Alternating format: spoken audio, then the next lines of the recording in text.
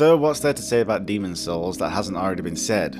It's the game that pretty much started it all, the game that spawned this so-called Souls-like genre.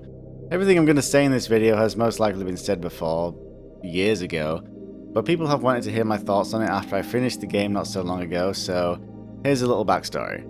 My Souls experience went as the following. I played in order Dark Souls 1, 2, Bloodborne, Dark Souls 3, then Demon's Souls. And it should go without saying I fucking love the Souls series. When you like something so much you get it tattooed on you, you either well and truly love it or you're kinda bloody mental. Anyway, the stuff I'm going to talk about today is my personal experience with playing Demon's Souls as my last one in the series. Now, it's a fickle thing because nearly everything I say in this video is going to come across as me being a bitchy dickhead, and that might be the case. But even with that said, what I'm going to say, nothing can take away from the fact that Dark Souls is fucking awesome, and I still hold it on such a high pedestal. So, Demon's Souls is amazing. Is it perfect? Are there some stupid stuff in it? Yeah, without a doubt. The consumable grass for a start, just like in Bloodborne with the vials, I feel as though the consumable healing items were put into place to make the players feel tense and on edge. The more their healing items whittle down, the safer they'll play, the more nervous they become because they know if they mess up, you'll have no healing items to help. Sounds good on paper, but when put into practice, instead of utter anxiety when said items are down, you just get a sense of frustration. Oh, I died on this boss so many times I'm gonna have to spend an hour fucking farming just so I can attempt it again. That in turn to me just makes consumable healing items annoying, but if we flip it on its head and say you've got hundreds of items to heal you, then that also becomes a problem. Dark Souls 1 and 3 kind of alleviated that via just having the Estus and or blessings, whereas Dark Souls 2 and Demon's Souls gave you so much healing potential that it was just something you didn't really have to think about. Like I mentioned, Dark Souls 1 and 3 got rid of this problem and stuck with the bare bones, and you do get a sense of anxiety when traversing a zone. You're down on your Estus, you don't know where the next bonfire is, and for some reason it just translates better here. Bloodborne kinda had this feeling, although again having the potential to have no vials at all just made it frustrating. And as I mentioned, it feels like this was to invoke tension in the healing system, but alas failed to do so, and just led to annoyance. But earlier I said the line, just like in Bloodborne, and I found myself saying that a lot during my initial time with Demon's Souls. Oh, man-eaters, just like gargoyles. Oh, Tower of Latria, just like Irisol Dungeon. Oh, the old monk, just like Half-Light. Now, for some reason, this made me reflect on my time with Dark Souls and think, wow, that's kind of disappointing that they used that again. But I don't think it took anything away from my experience with Dark Souls. It's just part of me thinks, damn, Demon's Souls already did this. But even with that said, it's not like a carbon copy, more so heavily inspired or refined. The man-eater fight, although it's enjoyable and kicked my ass on New Game Plus, the gargoyles just kinda did it better. But I think that's a testament to how good Demon's Souls is. It laid the foundation for future games and in turn led to this somewhat niche corner of the market. And because of that, Demon's Souls needs to be praised for its accomplishments.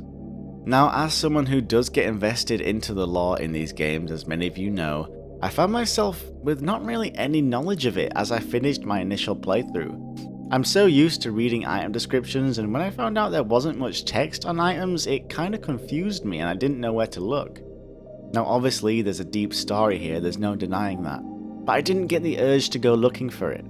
I think this is because of the Arkstones, and how each world feels disconnected from each other. I wanted to know the story about King Aland, because he's situated in Boletaria, the way he looks out at his kingdom, almost like he's been watching you through this entire journey. That and the Nexus. I didn't, and still don't particularly care for the other zones. That includes NPCs as well. The only NPCs I cared about were the Maiden in Black and Maiden Estrella. Now again, I'm not trying to take anything away from the other NPCs. I know without a shadow of a doubt if I were to research them, I'd grow to love them.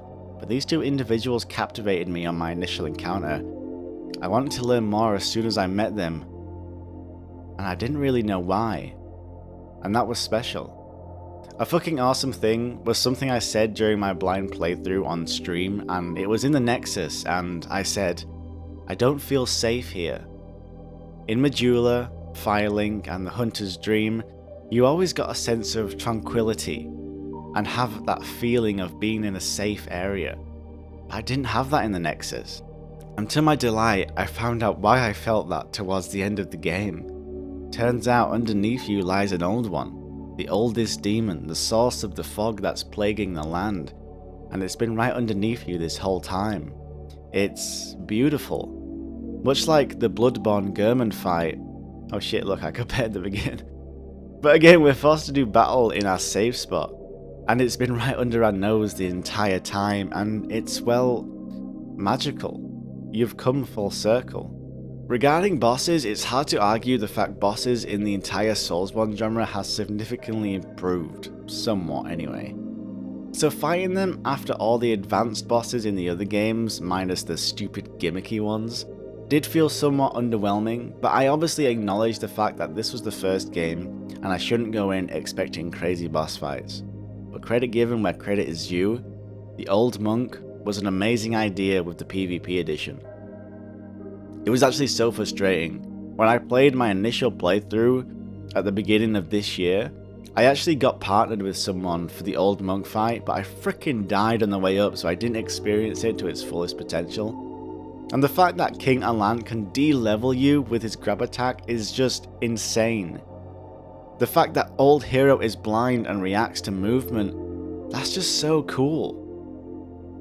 These innovations in boss design are something I wish carried over to the other games. It's strange really.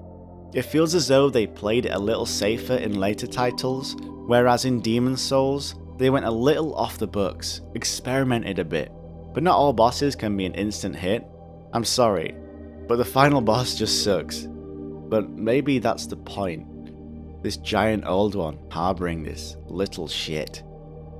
I really want to talk about the fact I was comparing so many things to Dark Souls. I want to say it didn't hinder my thoughts on DS. When I reflected back, I really do, but it did. And there's no other way around it. Dark Souls is still fucking fantastic, don't get me wrong, I love it. But Demon's Souls did it first. And even though Dark Souls may have copied it and somewhat innovated, I just don't feel as though it did enough. Demon's Souls had this formula, this method of world building and character development, and yes, in that instance, Dark Souls took it and one-upped it. But there's elements here that feel like pandering, and after Dark Souls 3 that doesn't surprise me. And there's kind of two sides to this regarding Dark Souls 3's pandering to previous titles. Some don't mind it, some don't like it. I'm leaning towards the latter honestly. I feel as though the occasional callback is nice, but Dark Souls 3 took that too far in my opinion and relied too much on previous titles. I mean, Anno Londo is a straight carbon copy and I really don't like that. That's something I feel Dark Souls 2 did pretty well. Yes, there were callbacks, but they didn't feel forced. Dark Souls 2 felt as though it could be its own game without having to reference the older titles. Also, why the fuck is Laddersmith Gilligan in Dark Souls 3? What purpose is there to that? And does there need to be one? But moving back onto Demon's Souls, it's a fantastic experience. The world tendency, although convoluted and is crazy hard to follow for new players, it's really interesting and just shows how much potential was there. The different zones are all special in their own right and have their unique identity. Demon's Souls changed the way I perceived Dark Souls. Now I understand the people who started at Demon's Souls. I understand how elements of DS may have disappointed them because Demon's Souls did it first. I've been Paragon, until next time.